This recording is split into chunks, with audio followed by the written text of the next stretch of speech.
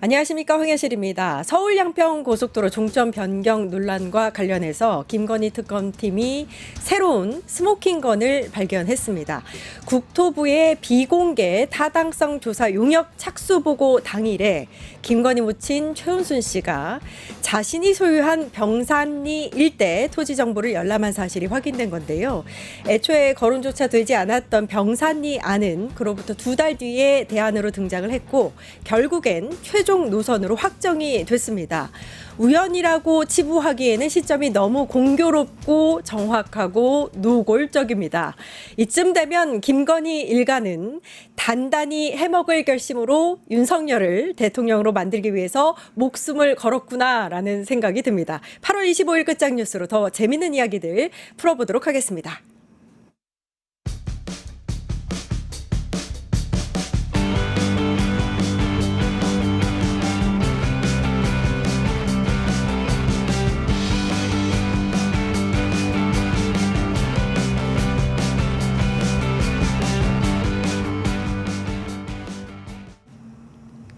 쏟아지듯 나오는 정치 이슈들 껍데기는 빼고 알맹이만 쏙쏙 뽑아드리겠습니다. 껍데기는 가라. 김진욱 전 더불어민주당 대변인, 안진걸 민생경제연구소 소장님 나와 계십니다. 안녕하세요. 네, 안녕하십니까. 네, 서울 양평 고속도로로 오프닝을 시작을 했는데 아주 잠깐만 얘기를 하자면 두 분이 제가 이제 아는 자타공인 서울 양평 고속도로 전문가십니다. 오늘 스모킹건 나온 거 맞죠? 네, 맞습니다. 예. 아주 중요한 한 달 조금 되기 전에 특검에서 경동 엔지니어링에게 국토부 간부가 종점 변경해 하면 온갖 편의를 줄 테니까, 그리고 실제로 편의를 많이 줬거든요. 예. 그다음에 경동의 수주도 많이 늘어났고요.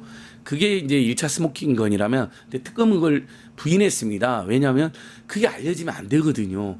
그 부분을 딱 포착해놓고 나중에 당시에 인수위 와 있던 김호진과 백운국이 나중에 국토부 1, 2차관이 되는데, 그리고 온희룡이 인수위 기획본부장하고 국토부 차관이 되는데 딱 물어봐가지고 이렇게 포착을 해야 되잖아요. 체포를 해야 되잖아요. 근데 부인했는데 이번 두 번째 스모킹건이 나온 거죠. 그 아무도 모르던 시절에 최은수는 혼자 알았다는 거 아닙니까? 네.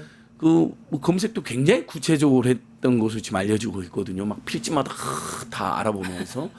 사실 양평군이 12개 읍면 중에 강상면이 가장 작은 면입니다. 그러니까 종점 검토란 게 만에 하나 1000번을 양보해서 있다 하더라도 12개 읍면을 다 검토하려면 얼마나 오래 걸리겠습니까? 예. 근데 3월 29일 날 인수위 이후에 3월 29일 날 용역을 착수하고 4, 5일 만에 종점 변경 검토가 처음으로 등장하고 문서에 국토부가 고의로 숨기다가 민원은 딱 걸렸고, 그다음에 이번에 밝혀진 건 그 위에 이제 구체적인 착수 보고를 하면서 종점 보고를 강상면 쪽으로 딱 해놨는데, 그때 최은순 일당이 그걸 싹 다 먼저 검색을 했다는 거기 때문에 누군가가 김건희 최은순한테 거의 이제 완료됐으니 그 주변의 땅을 살펴보십시오 하면서 실명 소유 땅과 차명 보유 땅을 최은순이 탐욕스럽게 이렇게 본 흔적이 이번에 적발된 거로 보여집니다. 예.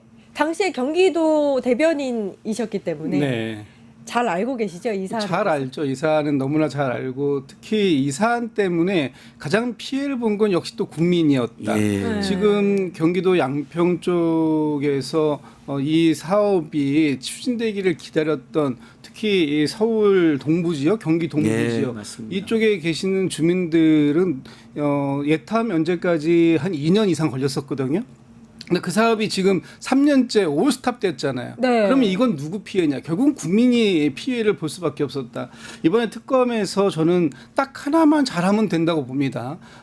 이 종점 변경안에 대해서 누가, 언제, 왜 바꿨는가? 요 핵심적인 내용만 파악을 하면 답은 딱 나온다. 근데 그 이제 스모킹건이 오늘 나왔다라고 또 보여지고요. 뭐 이거 외에도 사실은 굉장히 많은 내용들이 있습니다. 특히 양평의 최은순 씨 일가가 뭐 공흥지구 관련해서라든지 등등해서 워낙에 많이 흔적들을 뿌려놨기 때문에 특검이 어렵지 않게 이 흔적들을 다 주워 모으면 하나의 큰 조각이 만들어질 것이다 이렇게 보고 있습니다. 예, 관련해서는 저희 이 뒤에 일타정치 박영식 에디터랑 김한 기자랑 함께 더 자세히 풀어보도록 하고요. 방금 들어온 속보인데 김건희 오늘 이제 네 번째 조사를 했는데 방금 종료가 됐다고 합니다.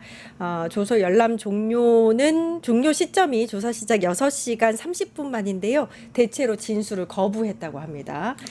네, 여기까지 하고 한미 정상회담 이야기를 해보겠습니다. 오늘 아침에 이제 미국에 도착을 해서 재미 동포들 만나신 것까지는 제가 얘기를 들었고 새벽 1시경에 1시 반경에 아마 한미 정상회담이 이루어진다 이렇게 알고 있습니다.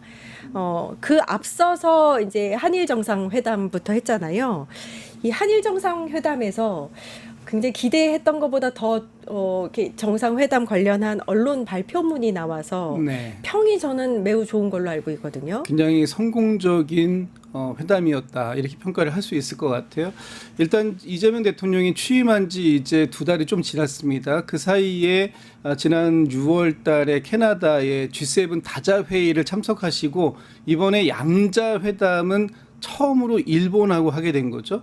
그리고 일본의 이시바 총리하고 지난 6월 달에 한 번 만난 적은 있습니다만 이번에 2달 만에 만나서 무려 17년 만에 양국이 공동으로 합의문 형태의 문서를 발표할 수 있었다라는 것은 굉장히 일본에서도 이재명 대통령에 대한 기대감이 컸다 이렇게 보는 것이고요.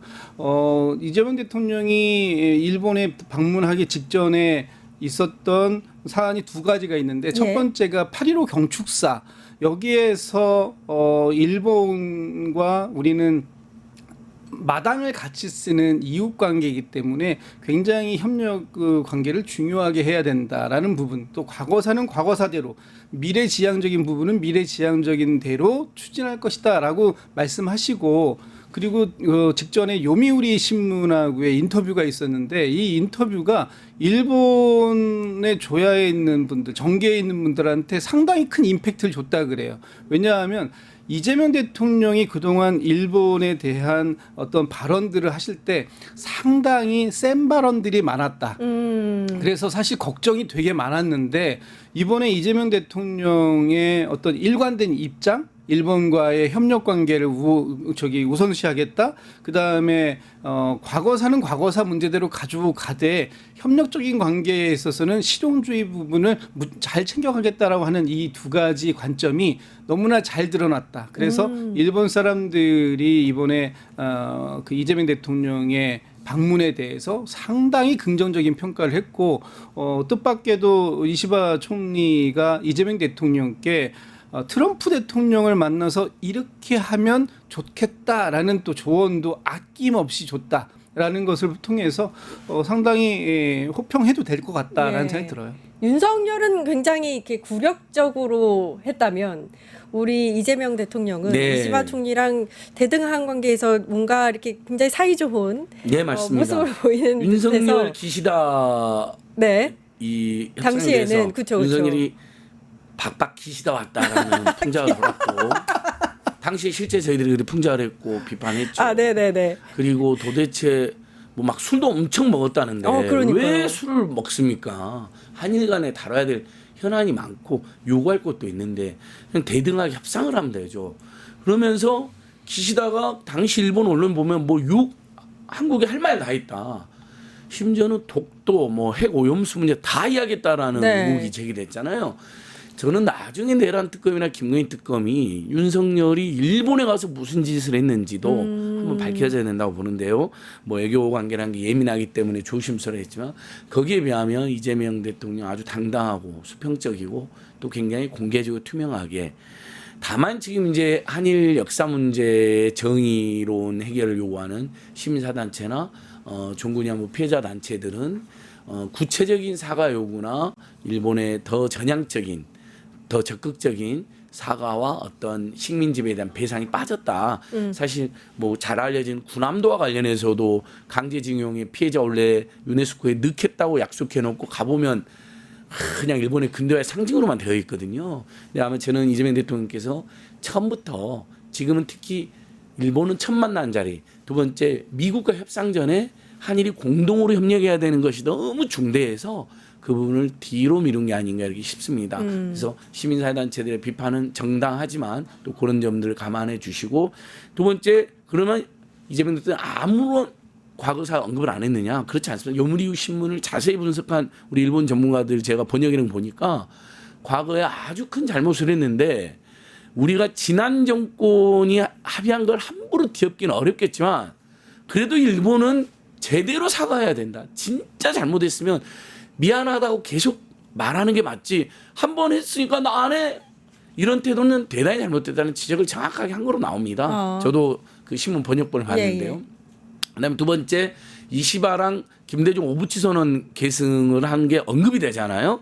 그 김대중 오부치 선언이 뭐 한일 문화 개방 뭐 이런 거만 있는 게 아니라 실제로 오부치가 공식적으로 금세기 한일 양국 관계를 돌이켜보고 일본이 과거한 때 식민지 지배로 인해 한국인의 다대한 손해와 고통을 안겨줬다는 역사사를 겸허히 받아들이면서 이에 대하여 통전한 반성과 함께 마음으로 사죄한다라는 문구가 들어가 있거든요. 예. 그래서 이시바가 직접 이런 사죄와 사과와 역사의 잘못을 언급했으면 제일 좋았겠지만 지금은 여러분 아시다시피 워낙 박근혜 윤석열이 파행으로 만들어 놓은 바탕이고 또 첫 만남이고 그다음에 미국을 가야 될 상황이기 때문에 이 부분까지는 이끌어내지 못했지만 김대중 오부치 선언이 이번 선언에 들어가 있잖아요. 공식적으로 17만의 선언에. 그래서 그건 큰 의미가 있겠다. 이렇게 보고 있습니다. 뭐 이렇게 언론 발표도 내용도 굉장히 괜찮았다고 생각하고요. 한미 정상회담 앞두고 방문한 것도 시점상 굉장히 전략적이었다 이런 생각이 듭니다.